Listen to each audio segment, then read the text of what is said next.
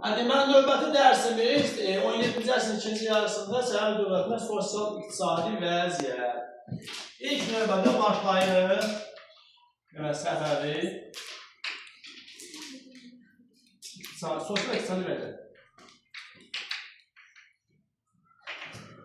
İlk növbədə başlayır nədən danışmaq? Torpaq mülkiyyət forması. Aydan buradasan? Ay? Torpaq mülkiyyəti formalarından danışırıq. Birinci divan dövlətə məxsus torpaqlardır. Gəlirik birbaşa dövlət xəzinəsinə gəlir. İkinci xalisə və ya xas və ya xassə, mahir şeydir. Bunlar sülalə torpaqlardır. Yəni şah və onun ailə üzvlərinə məxsus torpaqlar. Buradan da gəlirlər, şahın icazəsində vacib olan sahələrə sərf oluna bilər. Yeri gəlmişkən, 17-ci əsrin ikinci yarısında aparıcı iki torpaq mülkiyyət forması var idi ki, aparıcı iki torpaq mülkiyyət forması, Gülay, divanla xalisə. Divan və xalisə idi bunlar. Üçüncü torpaqlar, torpaq mülk. Mülk feodalların şəxsi və irsi torpaqları. Yəni, adam sata bilər, bağışlaya bilər, atom bombasını bastırıb partıda bilər. Kimdə işlə var, özünün? 4.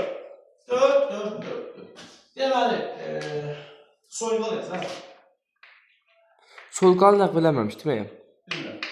Soyqal, deməli, Ağqoyunlu və Qaraqoyunlu dövründə hərbi xidmət müqabilində verilirdi, irsi idi və onun sahibi də vergi toxunulmazlığı hüququna malik idi. Ona görə nə Qaraqoyunlular, nə Ağqoyunlular mərkəzləşmiş dövlət yarada bilmədilər. Bunu anlayan Səvi şahları bu torpağı ləğv etdilər, hətta ki, məhdudlaşdırdılar. Az bir qisim insana verirdilər, yəni məşhur seyidlərə, alimlərə verirdilər, az. Yəni, hərbi xidmət müqabilində hamilə soyqal paylanmadılar. 5. Tiyul. Tiyul hərbi xidmət müqabilində verilirdi, şərti idi. İqtidarın əvəzi deyil əvəz. Soyqalın əvəzinə bunlar tiyul verirdilər. Tiyulun sahibi tiyullar adlanırdı. Tiyul şahın icazəsi ilə və razılığı ilə irsən keçə bilərdi. Amma belə şərti idi. Məsələn, xostad, iqtar, uc, soyqal, tiyul, ortaq cəhətlər nədir? Şərti olmalı. Müqabilində verilməz. 6. Vəqf. Dini idarələrə məxsus. Dini idarələrə məxsus torpaqlar. Yəni, bir də bir şey deyək, dini vəqf torpaqlarını satmaq bağışla. Aydan yaxşısan orada olur. Qeyd edirsən, deməli, vəqf torpaqlarını satmaq, bağışlamaq olmaz. Amma icarəyə vermək olardı. Bu, ərəb xilafət dövrünün yazılıdır. 7. Cəmaat və yaxud da ki, icma. Kəndlərə. Kəndlərin istifadəsində olan torpaqlardır. Vergilərin də həmişə kimi ən ağır hissəsi məhz bu torpaqlara düşür.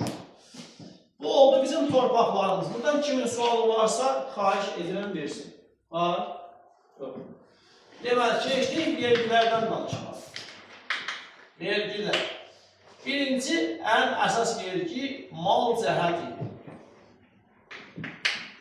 Mal cəhət, mala görə alınmır. Məhsulun mal yanılır. Biri bunuzun mala görə göstərir. Heyvan məhsulu yox. Məhsula görə alınırdı, məhsul vergisi.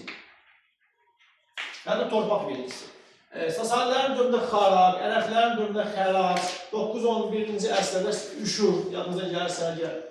Ağqoyunlu və Qaraqoyunlu dövründə biz mal cəhət sözünü işlətməyə başlamışıq. Məhsul və ya torpaq vergisi idi. 2. Bəhrə. Bəhrə deməli sudan istifadəyə görə. İndiki su pulu. İndiki su pulu, bəli. Ödürsünüz.